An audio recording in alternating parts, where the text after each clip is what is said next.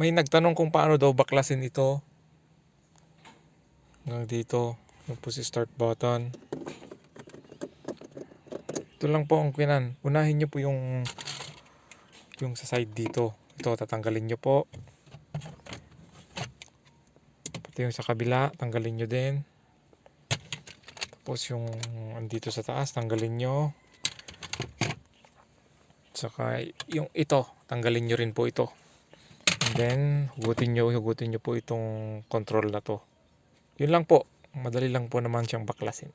Ingat lang po dahan-dahan kasi clip-in lock siya. Maraming salamat po sa panonood.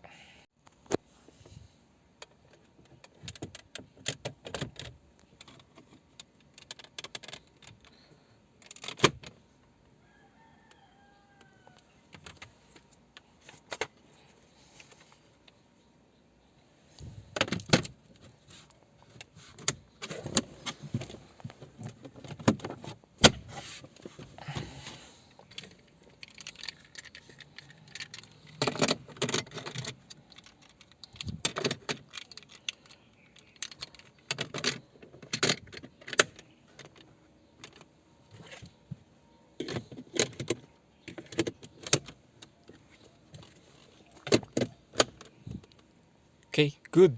Ganun lang po.